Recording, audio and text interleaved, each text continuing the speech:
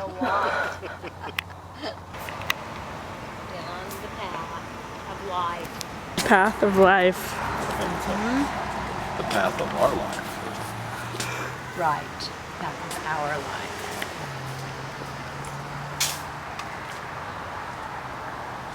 For if you wanted to dance on the end of a string or something, we'd probably be just get the string, get started. We'd be puppets. She's going to film this, all of it's going to be filmed behind us. She just wants the back of our head. Daisy knows something big's going on. My name's Karen Ryan. And I'm Gary Ryan. And I was born November 22nd, 1941. 1942, February 10th. And I was born in Pueblo, Colorado. I lived in Minnesota until I was 5. From Minnesota, we moved to Pocatello, Idaho. I moved with my family before I was 1 year old from Colorado to Pocatello, Idaho as well. I celebrated my first birthday in Pocatello, Idaho, so we moved when I was maybe 9 or 10 months old. I don't know how my folks picked Gary. In fact, actually they picked Gerald and always called me Gary, except when I misbehaved. Then it was Gerald, and my middle name is Rex, and that was my father's given name, so that's where that came from. Although I remember my mother calling me Gerald more often than my father probably. I don't recall him ever really calling me that. My youngest childhood memory was riding my pig on the farm in Minnesota. I had a pet pig. I rode it everywhere. I remember being really excited when I was about 5 and I got my first, my own tricycle, the new tricycle. I think I was about 5. Oops, forgot the question. What year was your mom born? In Idaho, you could get a driver's license when you were 14. And so I started driving when I was 13 and a half. There was a restriction on it, so you couldn't drive at dark. I got my first car when I was 14. We did have a hangout. It was an Arctic Circle. Don's Arctic Circle was a hangout for all of our high school years. There were a number of drive-ins around town. In fact, Karen worked at one of the second or third most popular drive-ins part-time, but Don's Arctic Circle was the spot for our high school years, Definitely. What were both your first cars? I had a 55 Ford, and it was the color of a peach. It was the ugliest color you've ever seen. When I wasn't in Gary's car. My first car was a 37 Chevy, and then I had a 40 Ford. I had a 47 Ford, and then when I was a junior in high school, I bought a 56 Ford. That lasted me for 4 or 5 years. I kept that car for a while. A little bad Victoria Coupe, black and white. I later painted it gray, but it was a cool car with a rake on it. The nose was lower and bad wheels. It was a cool car. Karen's was a good car. She thought it was ugly. It was a cute little girl's car. It was a cute girl's car. Yeah, it wasn't a. The guys had what we thought were the bad looking cars, and that wasn't important. The girls needed a car from A to B, you know. Yeah. And then they'd load up with the guys. Tell us how you both first met. When we first met, if she remembers some DeMolay, Job's daughter deal, that's probably the first time I saw her.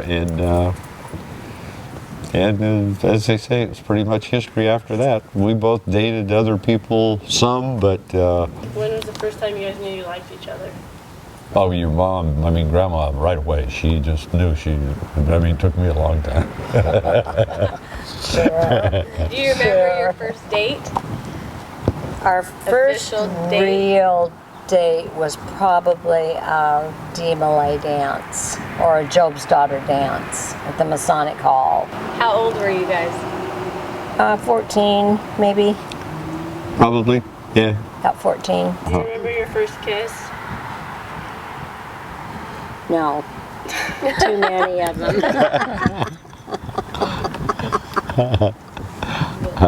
Yeah.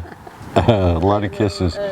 We decided we wanted to get married when I came home on my first leave, which was in July of 1962, and we did get married in July of 1962, and I was an E2 in the United States Air Force and was making $100 a month. $117. Okay. I had a car payment of almost as much as I made a month, and we decided we were getting married and had no idea how we were going to live or pay for anything. We just knew we could make it work, and somehow we did for quite a few years. Do you guys remember your wedding? Yes. Where'd you guys get married? Good Shepherd Lutheran Church in Pocatello, Idaho. And it was packed. The whole church was packed. And Which was probably 100 people. no, it was more than that. Was it? Yeah, the church held 250 people. Okay. Okay, so that was that many people probably, so- yeah. The reception was in the basement of the church. Oh, I don't think we did dinner. It was just cake and punch. Yeah. Cake and what? Punch. Punch. Yeah. Punch, they called So it. the cost of your wedding was, A couple hundred would be the moon, yeah. probably. It huh? wasn't, oh yeah. Yeah. I changed into my little suit that I had made in 4-H. And Did you go on a honeymoon? Went up through Yellowstone. First night we drove 25 miles to Blackfoot. 25 miles. And then we drove to, stayed one night in West Yellowstone, Montana, and then drove through the park the next day and to Jackson Hole, Wyoming. And we stayed there 2 nights and came back. Had maybe a week or 10 days to be together, and then I had to take off and head to California to report to my first permanent duty station in Point Arena. Once we got to California after we got married, Karen stayed in Idaho was supposed to have been for 3 or 4, 5, 6 months, and we lasted about a month, and I called her and I said, come down here, we'll find something. So she once again had to tell our parents because I was in California.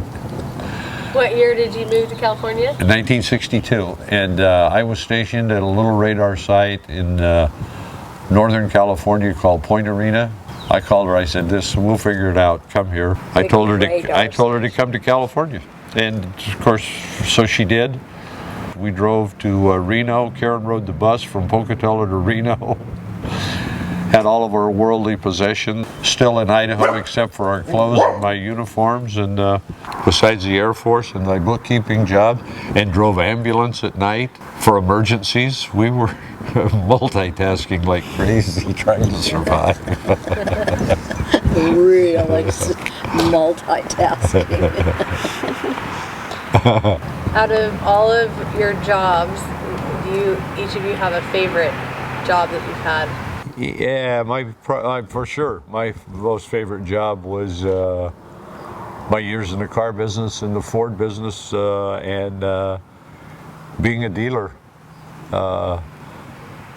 for 25 years. That for sure was my best job, and we enjoyed, but that's and being able to be in business with my sons and my family. And it was A lot of fun. yeah. A lot of fun things. And Karen was involved in the business as well, and my one daughter-in-law in particular spent a lot of time at the dealership. She and Karen and Nikki ran the gift shop and all, and it was just a fun time and a fun place to hang out. It was a good time, good part of our life.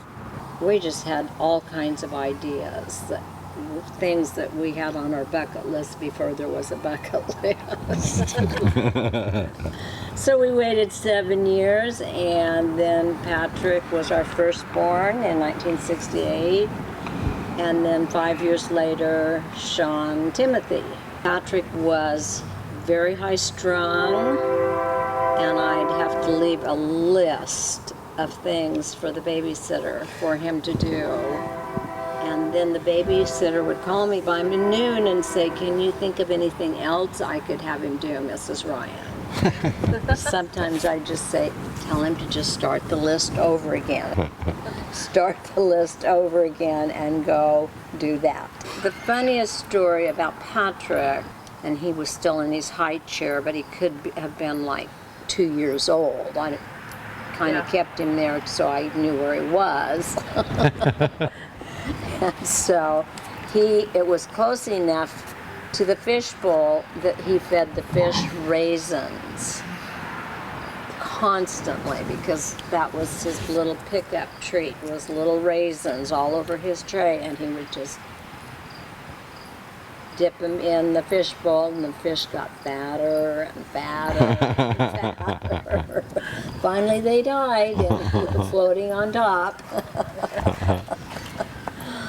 And for Sean, I think the funniest, most comical thing is every time Patrick had a soccer meet, he had a little bag of purple velvet bag that used to be a Crown Royal bag of liquor, and we nice kid's toy sack, kid toy sack, but that's all we had, and we put all of his little Matchbox cars in it, and by the time Patrick started the soccer game, Sean had driven all the little cars all the way around the whole soccer field, and the game was over. He timed it perfect. Okay. Patrick was the older brother, of course. I remember how many pictures we have of Patrick and Sean would be looking around, and Patrick would be holding Sean's head like this so that he was looking at the camera. He was always helpful. I mean, it wasn't just one time in one picture. Patrick always helped Sean face the camera a lot of times, and just like this. That was face. Yeah. Had to be perfect. And Sean, the car story. He would frequently, if he didn't feel like crawling around the soccer field, he would build a lot, just like a car lot. his dad's car lot. He would arrange the cars and then flop the lot. And That's funny. liked all of them. Played a lot of intramural basketball. Played basketball when I was in the Air Force for Alaskan Air Command, and did do some traveling in Alaska with that for basketball. So some softball, some baseball, golf later on. Never very good. 73 years old, still waiting for my first hole-in-one. Don't have it yet. Have a good pal that's got a dozen of them. And all of my other good pals, everybody's got at least one, I think, but not Grandpa Gary. I do not have one yet. What life advice would you pass along to your grandchildren? You could think about it for a second. Wow. Live life and enjoy. Be careful, but enjoy every day. Spend time with your family. Mine would be, the first thing would be patience with your husband and with your children is the most important thing. And through our 53 years of marriage, we're a very non-volatile couple and always have been. I don't think we've ever screamed or fought with each other to any extent. We discuss things, but usually we end up laughing and forget what we were talking about, what we were pissed about. Yeah. Okay, what do you want your children and grandchildren to remember about you? How crazy and silly and funny and goofy we were most of the time, 99% of the time, I think. We tried to teach them things, but I think we laughed more than they did, and we just tried to have fun with them. I think we turned into kids. So Yeah. that's for both of them. Yeah, I just like the kids to and the grandkids to remember that we really cared, that we do care, and really do care for all of our Everything. kids, and our two really good sons, and two unbelievably nice, beautiful daughter-in-laws, and our 5 grandchildren. The only way I could be prouder of any of you kids and grandkids is that the only way I could be prouder is if I was bigger. And I would like all of you to remember that we are, and we're proud of you, and love you all very much. Ditto that, baby.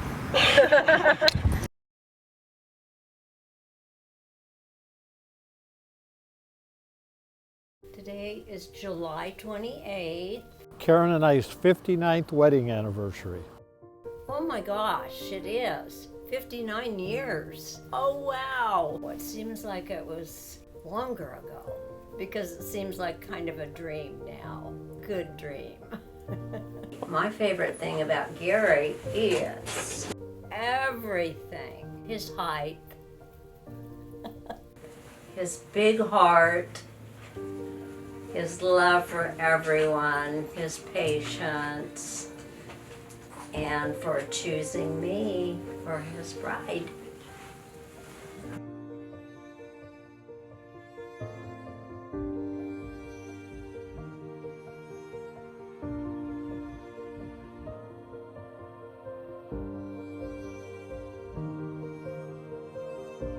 Her can-do attitude still, after all these years, she still tries as hard as she can to do everything, and I love her for it.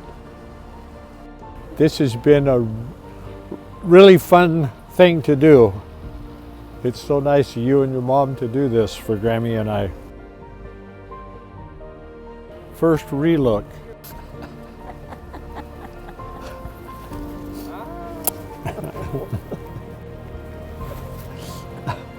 You look lovely.